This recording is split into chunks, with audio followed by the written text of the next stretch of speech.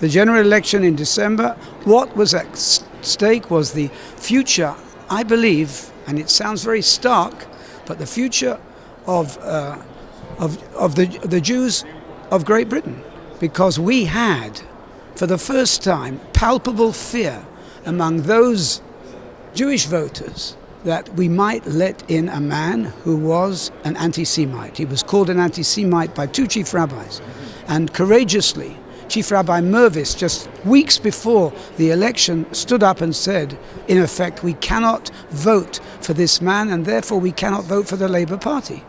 This was a real first time in British politics. What did the Labour Party represent beyond the issue of anti-Semitism? Look, I'm not here to discuss the politics of the Labour Party, their economic policies, and everything else.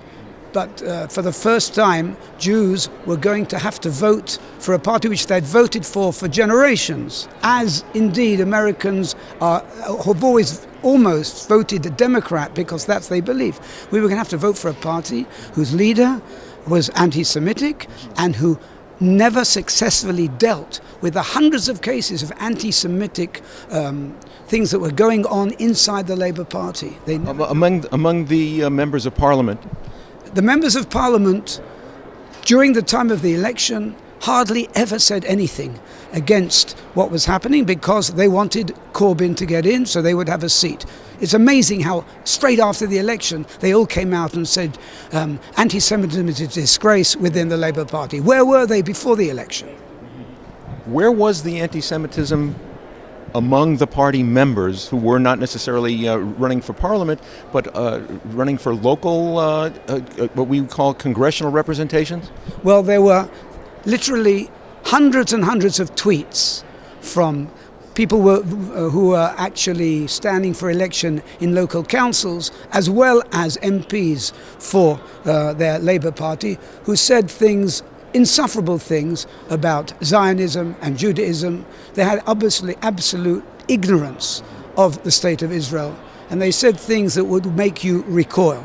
And perhaps the worst thing was that throughout the time coming up to the election, the newspapers portrayed the Conservative leader, Boris Johnson, as basically a smaller Donald Trump. They lumped them together as people who shouldn't be in power. And this, again, was so wrong to do because, of course, it does not reflect the actual process. And that's why, when the Conservatives won, I can remember that moment at 10:30 at night, when the exit polls showed there was going to be a thumping majority of up to 80. We jumped out from our seats and thanked God, because we could have seen a Corbyn government.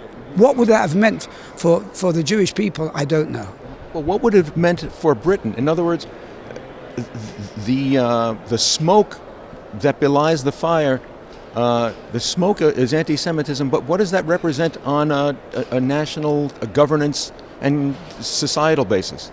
Well, all the things he was saying beforehand. Almost the first day we are elected, we will recognize Palestine, we will stop selling arms or making sure that Israel cannot export any arms, all the things that Corbyn was saying. But the greatest thing was, it wasn't the Jews who voted the Conservatives in, because they're a very small minority. It was the average non-Jewish voter from the northern towns, the towns of northern England which have been deprived for many years compared to London, who realized that this man, Corbyn, was not the man for them. They realized, most of them never having met a Jew, realized that an anti-Semite cannot be in charge of the government. A man who was always pro-Cuba, pro-Venezuela, pro-IRA, the Irish Republican Army, how could he represent us? And it was the northern voter who actually pushed Corbyn out. Were those northern voters typically conservative voting? They had never voted in their lives. They were breaking an ironclad rule in their families: we will not vote Tory, we only vote Labour. They swallowed hard and they voted Conservative because they realised what the alternative would have been. And I would say that in the United States of America, people have to do the same thing. They have to swallow hard. Jews have always voted Democrat, but they have to see the writing on the wall, that the Democratic Party today does not represent the Jewish people. It certainly doesn't represent the state of Israel.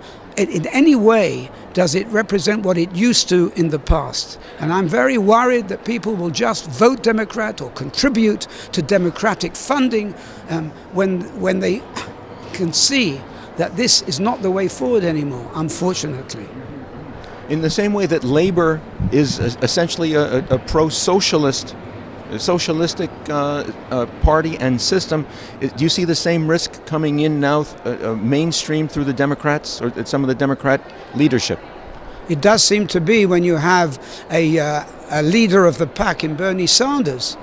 How can he possibly represent the great mass of United States citizens? They don't think like him. How can he possibly beat Donald Trump? Now, everyone will agree that Donald Trump sometimes does not behave the correct way, that he is not, in the Yiddish words, a great mensch. But he has done things, he has kept his promises, and therefore people have to swallow hard, even if they are not Republicans, and I believe vote for him because he is looking after the interests both at home and abroad of the United States, something that Sanders and the others would